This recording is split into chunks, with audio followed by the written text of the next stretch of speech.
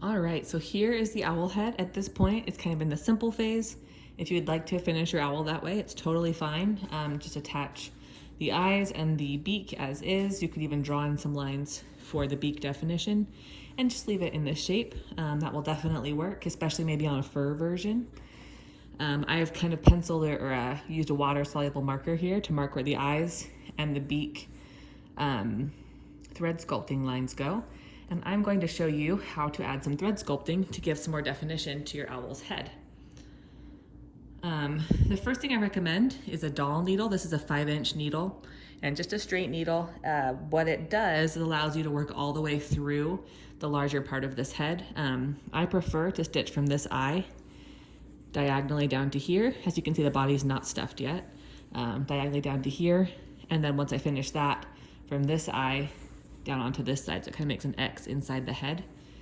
You are also welcome to, if you have a shorter needle or don't want to be as involved with going all the way through the head, you can also kind of pinch these eyes in and together and just thread sculpt through, just back. You go all the way through, and then you come out the side, go all the way through. That definitely works. I just like going into the head. It gives a little bit more of a sunken eye look. So the first thing I'm going to do is just make a knot right here where the first eye goes. I've just a doubled over thread, the knot on the end, and then as you can see, it kind of knotted up there because you need longer thread when you're thread sculpting. It takes a lot of thread inside of the head, and then the needle being this long means you need a good amount of thread at the end to tie a knot. So anyway, kind of messy under here, but the good news is an eye's going on top, so it doesn't really matter. So anyway, you go through this point, diagonally through the head. I like to come out right around here. So it's diagonal through the head, this point to here. Pull it through. And thread sculpting just means that you're going to go back and forth between these 2 points, kind of tightening the thread a little bit each time that you go. Sometimes it takes a little trial and error to get back to that initial point until this part of the face is just nice and tucked in to the depth that you would like. You can really pull it into the head if you would like to, like really make that definitive. You can also just do sort of a gentle amount. The fabric that you use and the amount of stuffing that you use will actually make a big difference with this. So you'll have to kind of experiment a little bit. But as you can see, I'm just going back and forth, kind of bending here, between those 2 points. This is my 3rd time. I'm probably just gonna be happy with 3, and you tighten it every time you go through. It's gonna leave a nice inset space for the owl's eye. Come back to the bottom.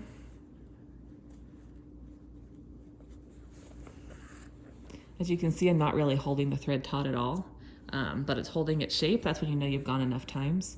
This is the great owl or the great horned owl face piece. It's gonna be a lot bigger than the other version, so it's meant to kind of make a hood over the eye. If you're doing a normal version, it's gonna be more of like just a little widow's peak up here, just to give you a visual. So down here, I'm going to just tie it off, tie a little knot, and then you'll do the same thing for the other eye. I have threaded a 2nd needle just to make that easier for this video, but obviously you can just use 1 needle for the whole process. I definitely recommend using a thimble. I've currently misplaced mine, so you won't see mine on the video. But thimbles are really nice when you're hand stitching and thread sculpting. So I just tied a knot. I went through that space over to the side, pull it tight, give it a little clip, and the thread tail disappears. I will quickly do the other eye just so you can kind of get an idea of how that crisscross works. So again, we go up to this point. We're gonna tie a little knot. If you hear some ruckus in the background, that's my cats. They're doing some evening zoomies.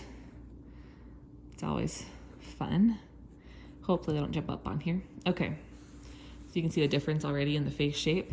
we're going to go through the point of the eye, diagonally through the head to roughly the same distance that the other one was.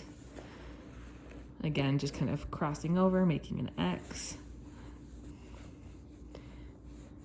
If you are not going to do the joint and just stitch the head on, you can do that as well. It does not make a difference. But if you are doing the joint, I recommend jointing the head onto the body, stitching the head closed, and then doing this thread sculpting, just so that everything's in place where it's going to be on your final version. And this is my last one on this. Just gives you a better idea of how the final head's going to look. So it's a nice sunken area for these eyes now. Nice and tight, some good definition. It also has a benefit of kind of pulling up this area under here, which I'm working on different methods to help this head sit more deeply in the body. But this thread sculpting is definitely one technique you can use to kind of pull the roundness out of the head. Okay, in some versions I have done the cross stitch plastic and just put it on both ends of the joint. If you do choose to ever use that, it's great because you can just stitch right through it just like I did. It's not a problem at all. So here we have our 2 eye spaces.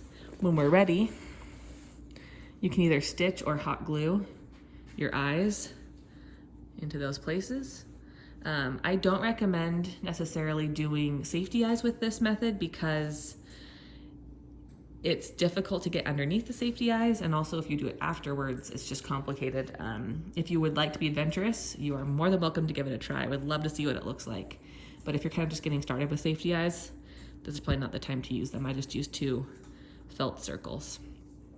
As you can see, we already have more of a face shape now, but it would be nice to kind of pull this beak section out. So I have just a normal needle threaded for this section. You're welcome to use a doll needle if you would like, but this is just a small part of the face. So a normal needle works well. Basically, what you want to do is kind of pinch this fabric together, and you want to have some stuffing in that pinch, and then you're gonna kind of work your way down into a point. So I recommend coming up from underneath and kind of toward the top of that first line.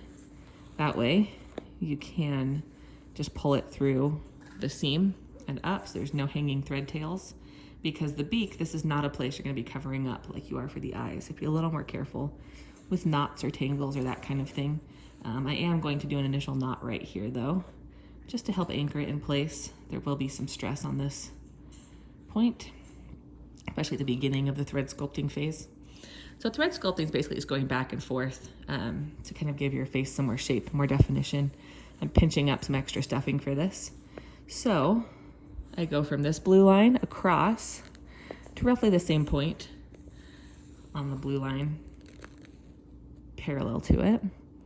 We're just gonna do a couple stitches right here, back and forth, just to help hold this in place. Just like with the eyes, once you do a few, it will hold in place on its own. You don't have to keep pinching it. And the great thing about thread sculpting is if you don't like how it looks, it's just thread. So you can always take it out and start over or skip it.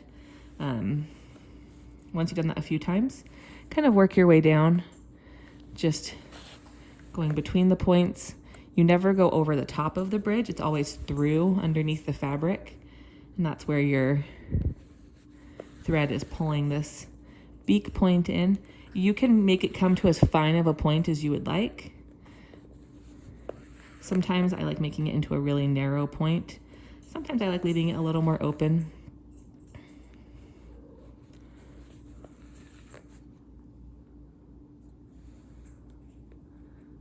And then toward the end, the tip, you can kind of leave the stuffing out.